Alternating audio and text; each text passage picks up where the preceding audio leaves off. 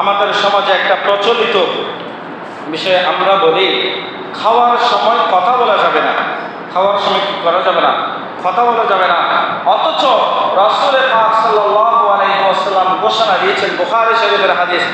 এই হাদিসের মধ্যে রাসূল পাক সাল্লাল্লাহু আলাইহি ওয়াসাল্লাম বলছেন, যখন তোমরা ঘরের ভিতরে খাবার খাবে তখন অন্তত পক্ষে বাবার সাথে সন্তানকে খানার মধ্যে বসাবে, একসাথে বসে পরিবারের সবাই একসাথে বসে খানা খাবে, এবং সেখানে তুমি তোমার সন্তানদেরকে উপদেশ দিবে। জোরে বলো সুবহানাল্লাহ।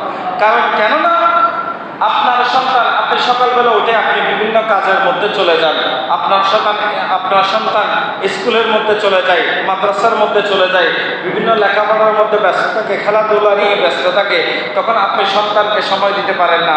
ওই রাত্রেবেলা যখন আপনি সন্তানকে সময় দিতে পারবেন তখন একসাথে খাবার খেতে বসবেন। খাবার খেতে বসার সময় আপনি আপনার সন্তানকে উপদেশ দিবেন, ও আমার সন্তান, অমুকের ছেলেরা খারাপ, তুমি তাদের সাথে মিশিও না, আমি তোমার যা যা প্রয়োজন আমি দিব, তোমার যা দরকার তুমি আমাকে বলবে, তোমার সবচাইতে বড় বন্ধু হচ্ছে আমি এবং তোমার মা বাবা দুজনে বলবেন আমরা হচ্ছে তোমাদের সবচাইতে বড় বন্ধু।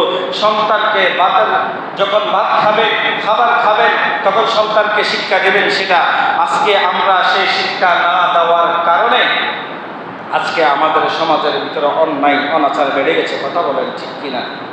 ওই যে বলছিলাম, মা পর্যন্ত নিজের সন্তানকে বিশ্বাস করতে পারে না, ঘরের ভিতরে চাবি লুকিয়ে রেখেছে। যখন সেই সন্তান কোনো কিছু পায় না তখন কি করে, ওই মায়ের গয়নাগাটি, বোনের গয়নাগাটি যেগুলো আছে সেগুলো চুরি করে বিক্রি করে তারা মদের আসরে চলে যায়, জুয়ার আসরে চলে যায়। কথা বলেন ঠিক কিনা? এভাবে করতে করতে আমাদের সমাজগুলো ধ্বংস হয়ে যায় আজকে এই কারণ। কথা বলেন ঠিক কিনা?